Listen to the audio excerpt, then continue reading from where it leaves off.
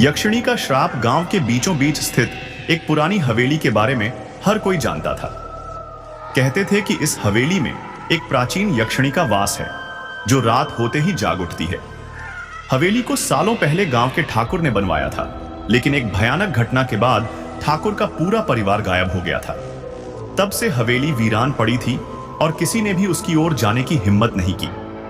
विजय, एक नवयुवक जो गांव में हाल ही में वापस आया था, इन कहानियों पर विश्वास नहीं करता था।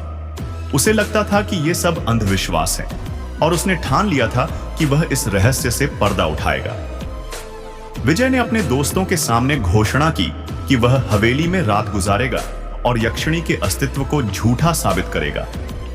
रात होते ही विजय अपनी टॉर्च और एक छोटा सा छुरा लेकर हवेली की ओर निकल पड़ा।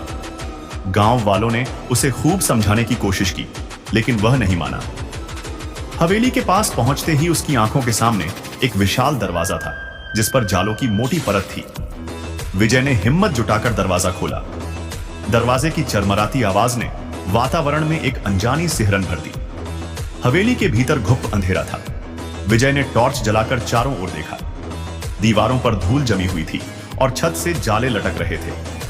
हवेली के अंदर का माहौल ठंडा और भयानक था, मानो वहां बरसों से किसी ने कदम न रखा हो। विजय ने सोचा कि यह सब सिर्फ एक पुरानी इमारत का असर है और उसने यक्षिणी की कहानियों को मजाक समझा। वह धीरे धीरे हवेली के अंदर की ओर बढ़ने लगा।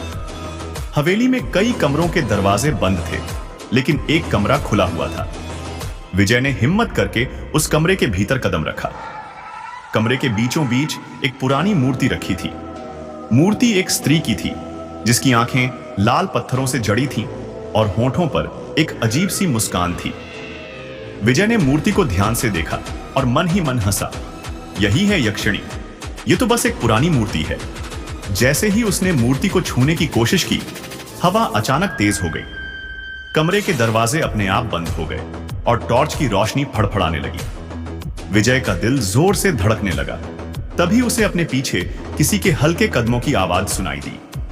विजय ने पीछे मुड़कर देखा, लेकिन वहां कोई नहीं था। फिर अचानक उसे एक ठंडी आवाज सुनाई दी। तुमने मुझे जगाया है, अब तुम यहां से वापस नहीं जा सकते। उसकी रीढ़ की हड्डी में सिहरन दौड़ गई। उसकी आंखों के सामने अचानक से एक धुंधली आकृति प्रकट होने लगी।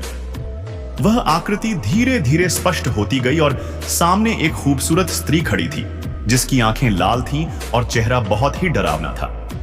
यह वही यक्षिणी थी जिसकी कहानियां गांव वाले सुनाते थे। उसके होठों पर वही डरावनी मुस्कान थी जो विजय ने मूर्ति में देखी थी। वह धीरे धीरे विजय की ओर बढ़ने लगी। विजय ने भागने की कोशिश की, लेकिन उसके पैर जमीन से जैसे चिपक गए थे। यक्षिणी ने अपनी उंगलियां विजय की ओर बढ़ाईं और विजय को लगा जैसे उसकी जान धीरे धीरे खींची जा रही हो। यक्षिणी ने कहा, मैं यहां वर्षों से बंद हूं। जिसने भी मेरी शांति को भंग किया है उसे मैंने श्राप दिया है। तुम भी अब इस श्राप से बच नहीं सकते।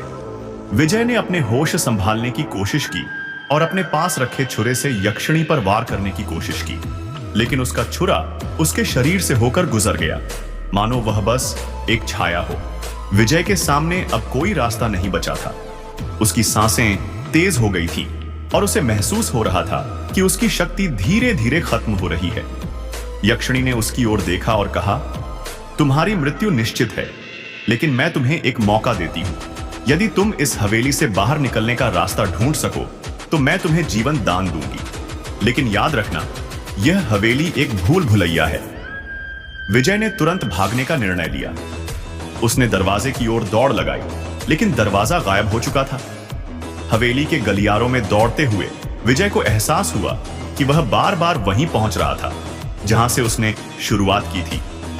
हवेली का हर कमरा, हर गलियारा उसे एक ही जगह वापस ले आता था। यक्षिणी की हंसी हर ओर गूंज रही थी। तुम कभी नहीं बच सकते, यक्षिणी की आवाज कानों में गूंज रही थी। विजय थक कर एक कोने में गिर पड़ा। उसकी सांसें तेज हो गई थीं और आंखों के सामने अंधेरा छा रहा था। यक्षिणी ने उसकी ओर देखा और उसकी आत्मा को अपने वश में कर लिया। अगले दिन गांव वाले हवेली के पास इकट्ठा हुए, लेकिन विजय का कोई नामो निशान नहीं मिला। कुछ ने कहा कि विजय यक्षिणी का शिकार बन चुका है, और अब वह भी हवेली का एक हिस्सा बन गया है। हवेली अब और भी भयानक हो चुकी थी, क्योंकि वहां से अब यक्षिणी के साथ एक नई आत्मा की चीखें भी सुनाई देती थीं। गांव के लोग फिर से उस हवेली के पास जाने से डरने लगे। हवेली वीरान थी, लेकिन भीतर यक्षिणी और विजय की आत्मा एक नई कहानी बुन रही थी, किसी और को अपने जाल में फंसाने के इंतजार में।